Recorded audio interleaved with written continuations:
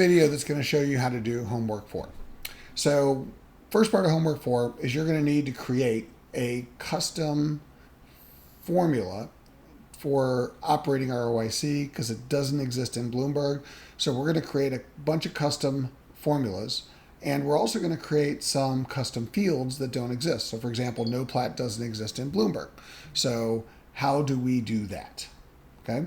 So there's 2 areas in Bloomberg where you can create custom fields and custom formulas. You either do it in RV or EQS, right? So I'm going to do it in RV. Okay. So basically, if I go to RV and then go to custom, the way I would create a custom field or formula is on this little gear icon, add formula, right? And so the first thing I need to create a no plat, which doesn't exist. So I can use, these are my custom fields, right? Which I can also use my fields in my formulas, both Bloomberg and custom fields. But if I'm looking for a field, I'm going to start out by saying, all right, to do a no plat, I need the latest fiscal year operating income or loss. So for field, I type in operating income or loss, right? It's going to ask which one, and I want the one as the latest year. And then I hit the enter key. I did it a couple of times. And then basically, just again, it'll put in the Bloomberg field number, which is string IS033, colon, this year, last year being Y minus 1, but that is operating income or loss for this year, right? And then what I want to do is I'm going to build out this equation. So for no plat, I'm going to multiply that by, so put a left paren here, multiply by 1 minus, which is that last paren, latest FY effective tax rate. So again, the field I want is effective tax rate. And again, which one for the latest year.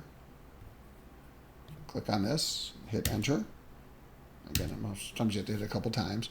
Effective tax rate is string RR037, colon, this is the one for the latest year. And then I know that this is going to come in as like 21 instead of 21%. So to make it a percent, I'm going to divide by 100, just the way that it's formatted. And then I'm going to close out the parentheses. And then finally, I'm going to hit save. It's going to ask me what I want to name this field. And I'll call this no plat. Now I've already have a no plat, so I'm just going to call it 2020. When you hit name, it's going to show up as a saved in your fields over here that you can use. So this is my no plat 2020. Okay. So here's the point. Now that I've saved it, this is the basically, there it is, no plat 2020. This is the formula with friendly name, so I can just double check that. And if I wanted to use it in an equation, I could now use it in building another equation. So again, if I wanted to basically add in no plat to something else, then I could actually type in, let's say I'm building another field, then now I can type in my no plat, and it'll tell me what it is, and I can essentially put it into this equation. So if I use it, I can use it in a screen, I can use it in another formula, etc.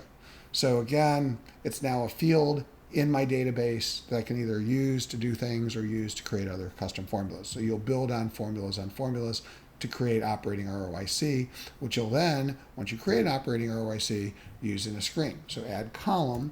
Once you get to operating ROIC, it will basically be a custom field. You'll hit enter, and then when you hit return, it will show up just like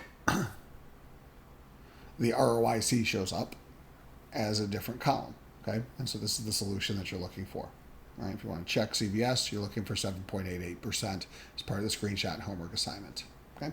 Now, back to this. This is the first part. Second part is you're going to use what's called the equity screening tool, because you can also use custom fields to help you find companies. So, for example, if I go to EQS, I can screen the entire equity database of Bloomberg, of the 1,333,000 companies in here. So for example, if I wanted to look for the S&P 500, add a screening criteria, SPX.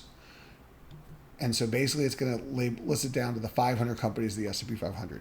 Now, in case you're wondering why it says 505, it's because some companies are dual stock listed. For example, Google has two classes of stock in the S&P 500 index. So there's an A share and a C share. So therefore, there's 505 stocks for 500 companies.